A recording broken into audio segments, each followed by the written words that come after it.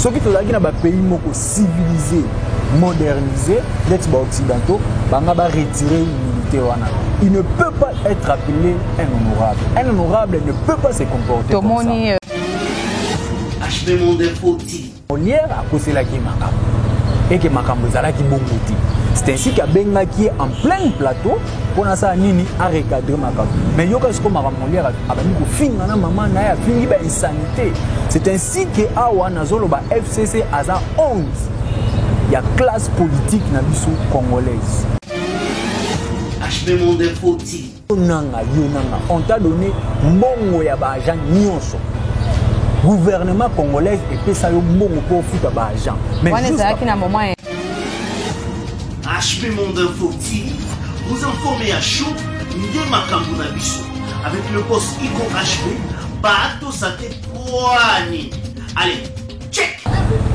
À vous tous que nous suivez au cours de cette très belle chaîne, nous vous disons bonjour, Mbote Nabino, et Sengomingi Kozala Lisusu, Nabandako Nabino, en tout cas, Nabandela Yabiloko, non, surtout au Boyambeli Biso, Nakati Bandako Nabino, les alliés vraiment et Sengopo Nabiso, les alliés Bomongaï, votre humble servante Jessica Dipo, Molobeli Nabino, Mosaleli Nabino, Kakanenge Nalobaka, na chaîne Nabino Yakitoko HB Monde Télévision, en tout cas, les alliés Wana pour vous informer, Denge Lisusu Nalobaka, vous informer, c'est notre devoir, donc on est là pour vous informer.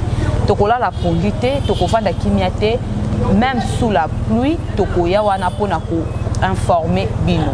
Donc toujours vous allez constater que Nazalinga Mokote, je suis avec mon invité, monsieur Vincent Kabea, oyo wapi azali coordonnateur ya eloko na biso structure Res Publica.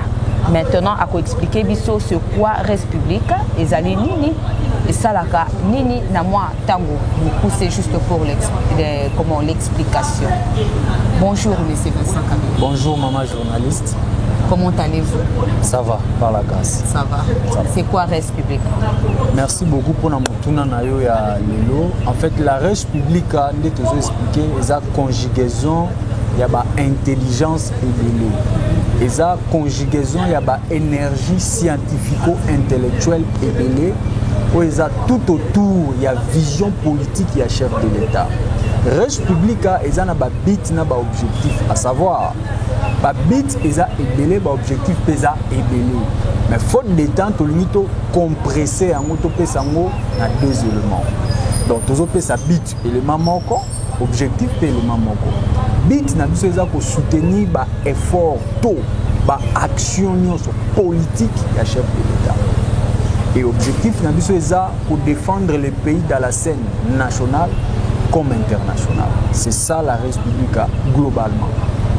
Voilà, c'est ça vraiment la Res Publica. J'espère que Bandeko Boyoki moi moke na mokuse signification et à la Res Publica et la kisi nini.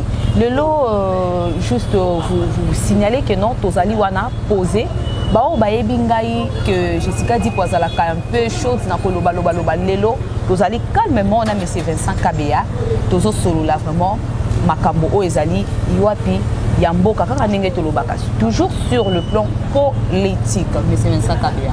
Tout le monde qui était monsieur Jean-Pierre Bemba comment appelle ça les passation à pouvoir se trouver Koloba.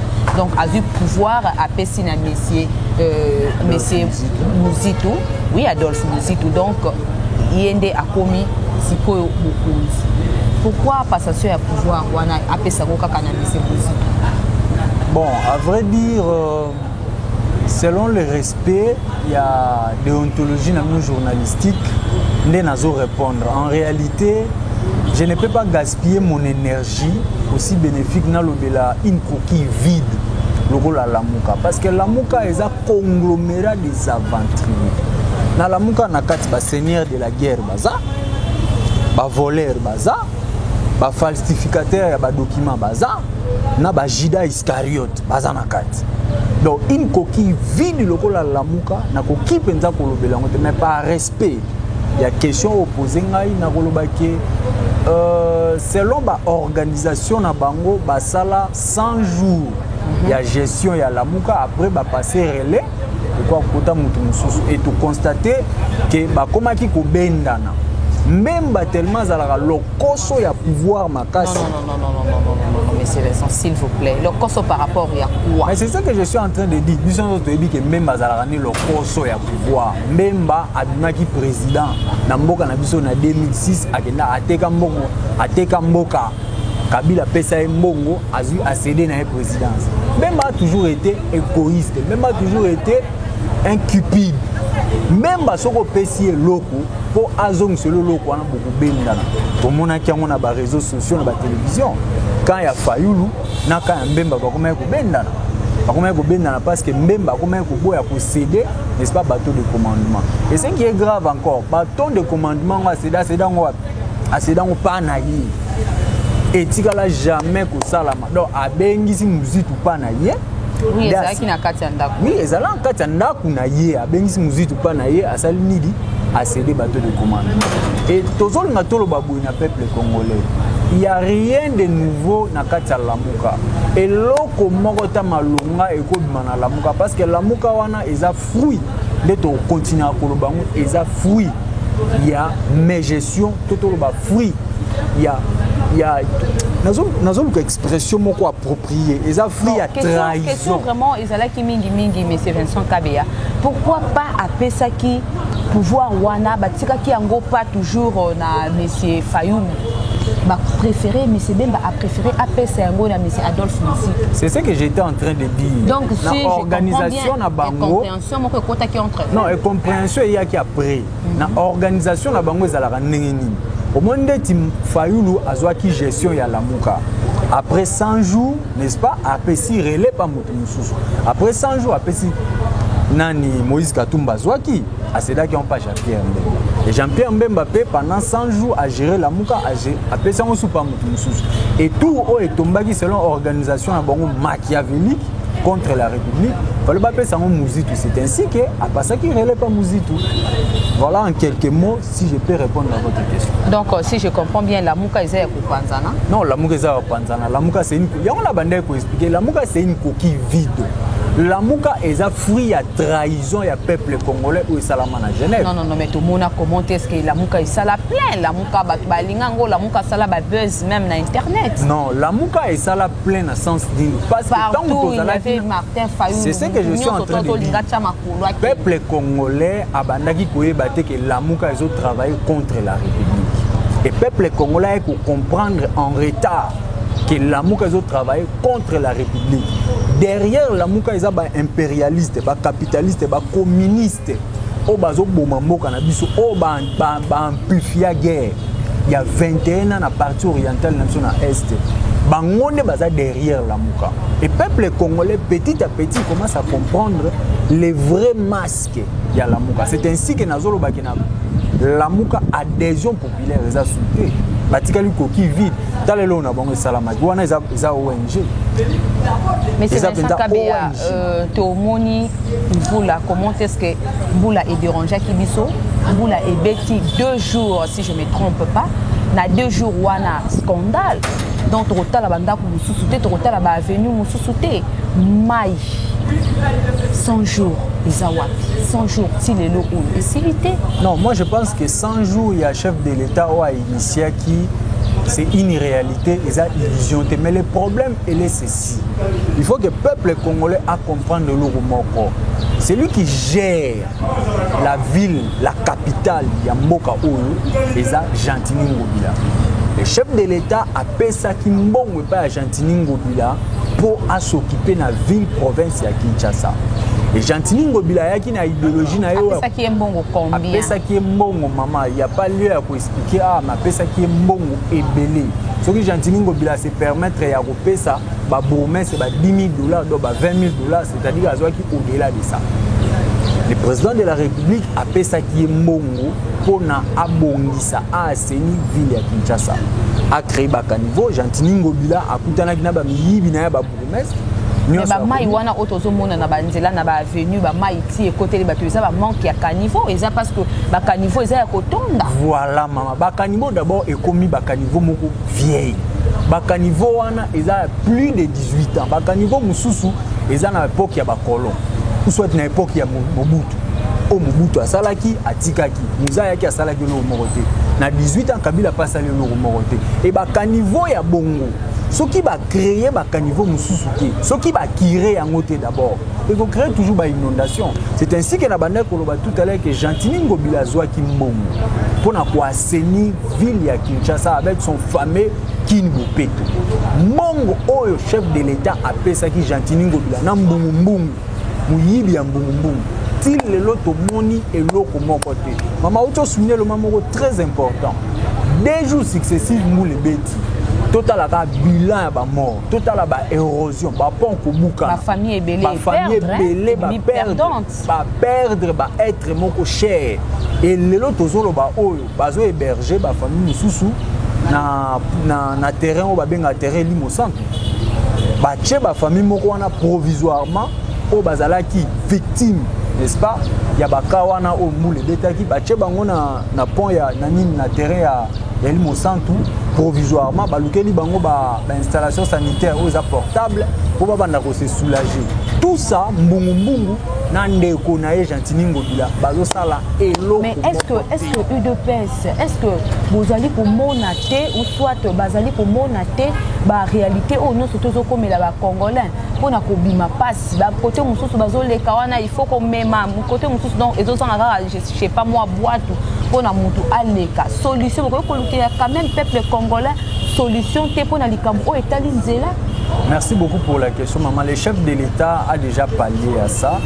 La minute au Tozoloba, par exemple, pont au Ebukanaki na Monisozo Kenengaba entre Ngaba na Matete. La minute au Tozoloba, chef de l'État déjà a tindaki ba génie civil. C'est-à-dire ba militaire au ba construire ça. Ba pebe ngaba ba génie civil.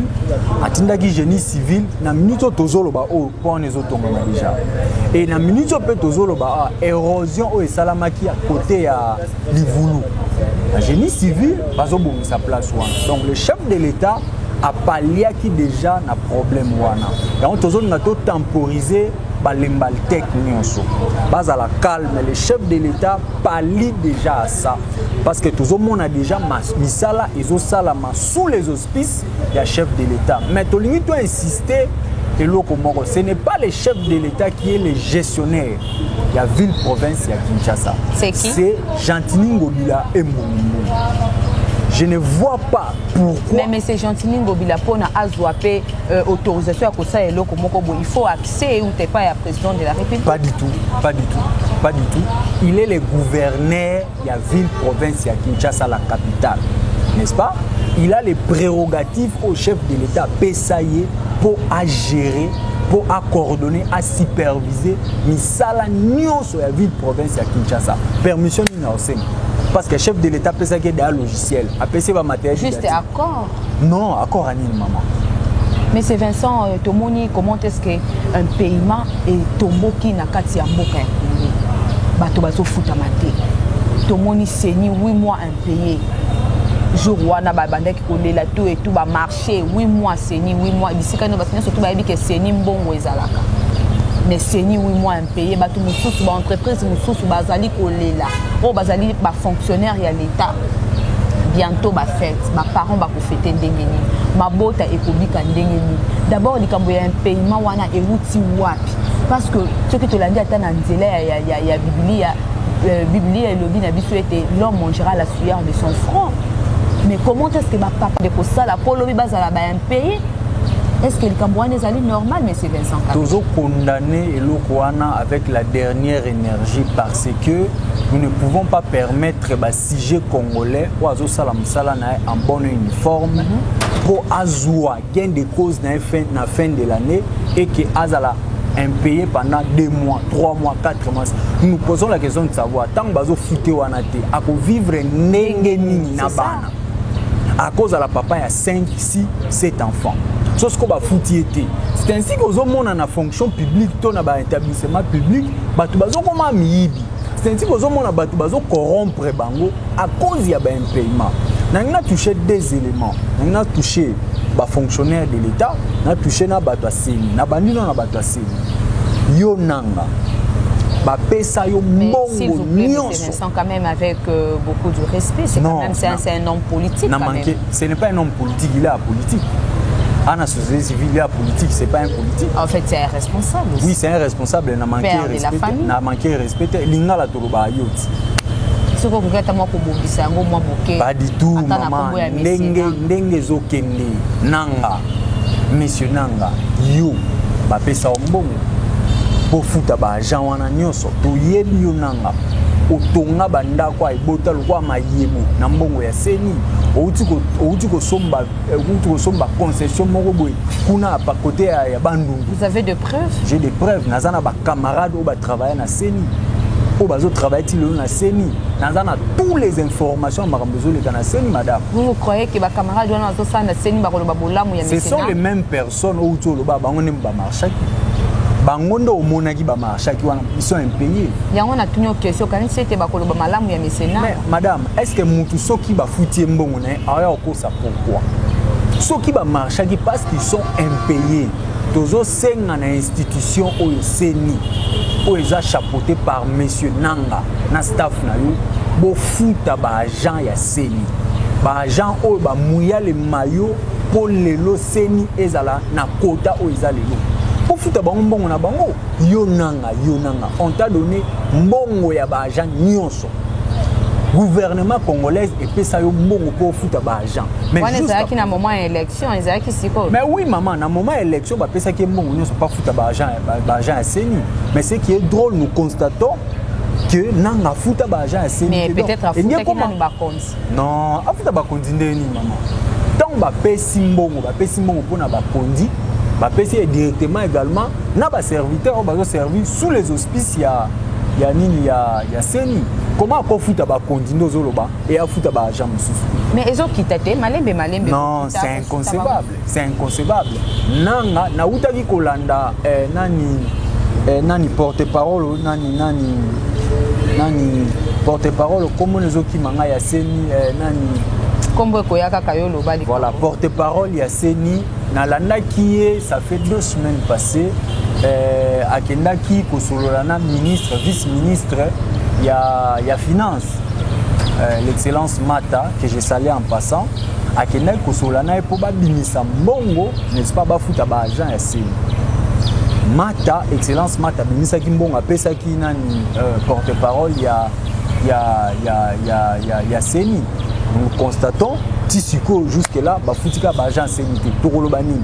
En fait, en réalité, dans tout ça, moi je comprends que Nanga, na staff nae, Balingba Melambongo. Parce que Mama Yoka Jebasali. Oh, Alandaki Nanga a démissionné. A démissionné à la chaîne. A démissionné pour Nani. Il faut éviter. Azana ba raison privée nae. A démissionné. Il a démissionné, Nanga rapidité à quelle Assemblée nationale a déposé le dossier à la bilan. Nanga soka sali bilan devant la représentativité du peuple congolais. Mbonga bande konapsonyo se futa malisuté. Avant Nanga asala makamuna zona salawana, il faut d'abord à liquider mbongo bande konabiso afin que abima dans la grande porte. Et comme le quoi coutume moko nani ngoi mulunda atikala na banyonga bato o nani abeo aute kokufa o nani malumalu atikala na banyonga bato ye lisusu aye alinga bima atika banyonga bato c'est pas normal. À prendre ba responsabilité na ye en main avant abima afuta ba agent ya seni ba agent wana baza ba responsable bazana bana yango tozoko mape déjà les 5 eza sope lobia. Papa Lupango ba hotelema ba kopesa bango mbongo nini? Est-ce que papa Lupango oyo vandi na ndaku na pendant 30 d'abord papa Lupango teto tchena no bana mike parce que moi na ba expliquer ka été. Voilà. Neti moi na bébé ou bien moi na moke o ata na âge ya 7 ans. Okoye bisaye ke mbongo na non ba pesi ngana mbongo te kanganza. Vraiment na souci à population congolaise. Voilà encore un autre élément ezaki mutema. Ngai nazali pour yo te monsieur Vincent Kabera. Ngai nazali nde ko attaquer yo. Non, ezaki mutema mabe ozo takinenga te ozo pesa nga ba élément pour na ko renchérir discours na ngai. Ezaki mutema mabe. Est-ce que nanga akoko komicha te na place ya ba agent o ba mouya le maillot pour lelo yenanga abanda ko bima abanda ko bomber les torses que seni soi-disant et ça le musala mala. Faut komicha na place abatu yo nanga bana no baza bien bazotambola bien baza à l'aise mais bana ya bato mususu elobi nango mama nazwaka élément non mwana ya 7 ans o aliété banda tongo tu pour ça a été non tu n'as pas mangé parce que on m'a pas encore payé est-ce que moi on comprend makambo faut tout ça na dossier à papa Molière to na dossier à papa Molière Olanda qui nini audio wana oyo papa Molière alobaki na vitrier mais c'est vitrier bon na yokaki ba discours wana personnellement mais to lundi papa Molière a sala qui émission na chaîne nae alobi était ezali était eza na application moko si je me trompe pas Play Store ici c'est quoi en fait ezali soki eza eloko moko ya sika oyo ebimi soki otie yango donc ko copier directement voix ya moté maman donc eza biloko lokuta j'ai eu le loisir ya koyoka audio wana tia fingaki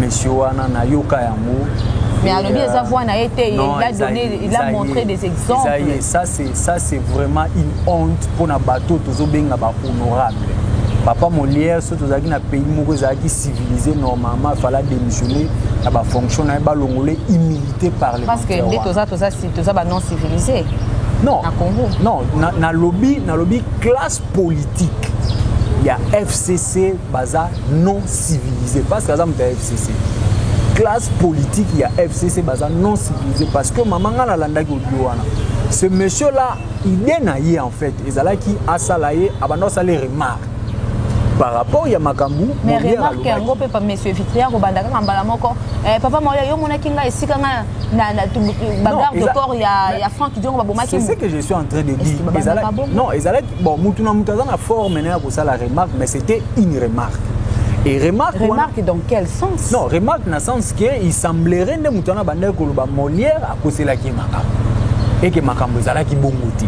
c'est ainsi qu'a bengaki en plein plateau pour ça nini a recadrer makambu mais yoka ce comme Molière abandi ko finga na maman na ya fingi ba insanité c'est ainsi que awa nazolo ba FCC aza 11 ya classe politique na biso congolaise ce qui tozaki na ba pays moko civilisé modernisé les occidentaux banga ba retirer immunité wana il ne peut pas être appelé un honorable. Un honorable ne peut pas se comporter comme ça. Nous condamnons ça avec la dernière énergie. FCC a qui rentré retraite plutôt politique na Kisantu. Akendaki akimaki mamboke na Kisantu kuna pona kokota retraite politique et tout moni sous IDPSP et que kaka na Congo central pourquoi pas bokendaki parce que vous avez la coalition. Pourquoi pas bokendaki kaka ensemble mais comme ya kokabwana IDPS FCC qui na ndenge na ye ce n'était pas toujours pour l'intérêt de la population congolaise. Non, moi je pense que FCC a ça là déjà épreuve pendant 18 ans et que Azala jamais qu'on travaille pour le peuple congolais. IDPS par contre a pendant 37 ans pour l'intérêt du peuple. Maman, vous savez, Makambo et Salamaki qui sentent pas Antoine Gonda, c'est ça, une messe noire contre la République.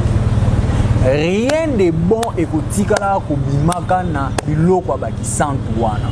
La preuve mais bien peut bokendeka Congo central. Mama yango nazoya na nina pesa des éléments ya makambo o ebima na kisantu. Élément liboso eza comment ko bloquer président Tshisekedi a récité na vision politique na enfin que na 2023 azana ba problème devant ba électeurs. Ça c'est des 1 2. Ba résultat ba bimisa kuneza comment affaiblir parlement debout ya IDPS. Yebisangai, est-ce que biloko wana wapi intérêt à peuple na kati? Et bon bino bokendai ko ça ni. Non, biso tokenda na kisantu pona koluka ko armer peuple congolais. Ya on a gauche énergie à FCC énergie moko négatif, na droite na énergie à IDPS énergie moko positif. Tokenda ki pona ko armer, n'est-ce pas? Ba peuple au bazar de l'autre côté parce que IDPS c'est un parti politique. Nous avons le loisir de des places pour communiquer. FCC c'est un parti politique. Oui, non, FCC c'est une plateforme politique. Les regroupements politiques, c'est une plateforme politique. Également, ce sont des sujets congolais. Ils ont le droit de kende, mais tu remarques le pendant 18 ans de gestion, il y a FCC dans le Canabiso, batika la jamais comme militer malam pour le peuple congolais. Biso to kenda qui pour armer peuple congolais, ko outiller bango ko talisa bango ndela parce que FCC a comme un système à kimono. talaka na politique maman Obino bobandaki likambo ya nage te mama bango nde babandaki makambu ya soki soit disant Hippolyte Kazembere Kanambe et que yenda za grand prêtre yango président na biso président Kabundu que je salue en passant ayebisa bango que grand prêtre aza moko c'est Félix Tshisekedi Tshilombo grand prêtre kolega na ya Hippolyte Kazembere Kanambe ouais a recadrer ki makambu nde o wana pa bandi ba attaque ti ayoko bimana ki mo yango CG Kabuya que je salue en passant ayebisaki bana ya Congo central azaki clair bana ki centre ayebisi bango biso bomoni mutu ayena kimono a combattre yo l'accès à la Bible parce que na Bible ensemble wana ni ko lobani mais c'est bien ça bino bolakisa ki Bible te bomoni makambo e makasi bokomi kolakisa Bible bokomi ko banga non boluka ki makambo te mama biso to bundana ba forme nyonso ya dictature na mboka o eza FCC nto banisa biso te to bundana maréchal Bible ndenge nini parce que c'est la politique yango nazolinga na recadrer makambo madame to bundana maréchal Mobutu abandaki komibenga nzambe ya Kongo tolonga ye tobundana musée o ateka mboka na biso pa ba Rwanda ba Uganda na ba Burundi tolonga ye tobundina oyo Hippolyte Kazembere Kanambe alias Kabila pendant 18 ans tolongi kaka lelo ne FC ça obangisa biso madame non je crois que biso tozana optique ya chef de l'état optique ya chef de l'état il vous souviendrait chef de l'état tant bayamba qui est dans azaki na France si je me trompe pas bayamba qui ba poser quelques questions moko ezana monini na dictionnaire olinga olbaki amour voyez-vous or ce qu'on tali ensemble ya Bible yo lobelaka loko moko bolingo yango secrétaire général na biso azwaki Bible lokola symbole ya bolingo pona koyebisa bandeko na biso nyonso non seulement ya IDPS mais le peuple congolais dans son ensemble au bazana qui sentu que soko moni mutalati ki mono aligi par exemple a attaquer yebsaye na sambela na naza chrétien balakisa biso bolingo. Oui, monsieur Vincent Kabea Matondi mingi to komi vraiment comment na suka ya émission na biso to tikalika il ne reste qu'une seule question notre dernière question en tout cas na kosenga ete olobango moi moke en tout cas na lobango likambo ya courant boni awa na mboka ya Congo courant ekomeli biso lokola eloko moko donc ezate lokola to ko bondela lokola je sais pas, c'est quoi un peu? Maman, vous savez, c'est vraiment désolant. Marambo zo salama na mboka na biso. Biso tozana ba barrage et belé na mboka na biso courant et cause à la un luxe que pour na biso. Toujours comprendre que ministre oyo ya électricité et hydrocarbures. Je m'adresse au ministre à monsieur Stache. Ba pesio responsabilité à gérer énergie électrique na mboka na biso. Donc, yo vanda na yo kaka na bureau na wana ozo jouir, n'est-ce pas? Na ba avantage nous soit un ministre et peuple congolais azo jouir. Azo jouir madame. Mais soko comme ministre ozo jouir. Ko jouir c'est trop dur. Peut-être azo luka pe ba stratégie non maman, azo luka et loko moko ti. Stratégie to méthode ni azo luka. Azo jouir na ba avantage ya kozala ministre. Mais en réalité, il ne fait rien. Et tout ça, madame, ils ont quoi dans le chef de l'État? Le chef de l'État paie ça qui 500 millions de dollars américains nationaux pour abonner ba câble nyonso au Ebeba na ville province ya Kinshasa. Mutantis a payé ça peine à régie des eaux 500 millions. Mais toujours comprendre que ici ko ba câble nyonso comme vieux. Na minute toujours le bon maman courir zati. Courir comme il y a 13h, 14h et 4h, pour y aller sous lobby 13h, 14h et 4h. On ne peut pas accepter ça. Et bilo qu'on y soit les autres qui étaient la chef de l'État dans Moutou. Nous condamnons cela, monsieur Stache. Nous s'adresser directement, monsieur le ministre. Ce qu'on monique aux incapables à assumer fonction wana tika. Et ça n'a pas battu belé pour assumer avec brio. Tika fauteuil wana ba pesa mutu mususu comme ça mutu mususu a pesa biso courant. On a besoin de courant madame. Chaque jour qu'on dépassera ba bonga makala on en a marre. Merci beaucoup monsieur Vincent Kabea et nous voici arrivés à la fin de notre émission na chaîne Nabiso ya Kitoko chaîne Nabinope ya Kitoko HB Monde télévision en tout cas merci beaucoup monsieur Vincent Kabea et c'est la première fois où il y a la chaîne Nabiso mais je pense que ça ne sera pas la dernière fois.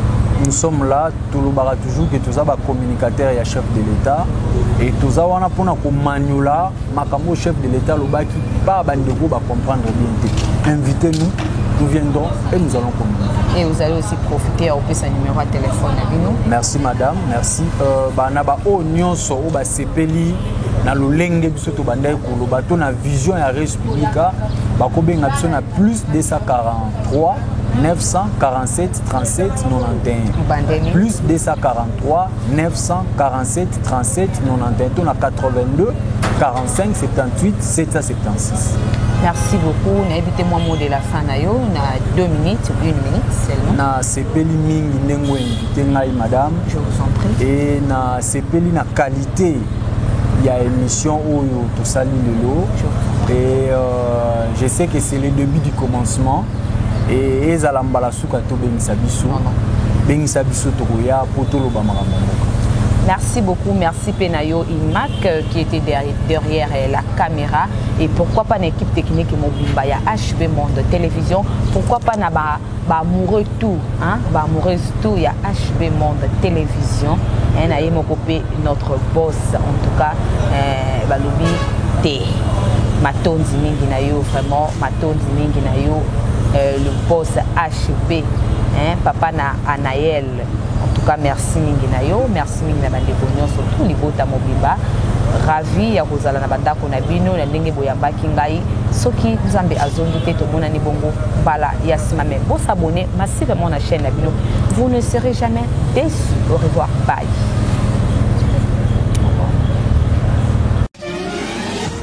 HB Monde Info TV, vous informez à chaud Ndé Makambo na biso avec le boss Iko HB. Bato sate poani. Allez, check.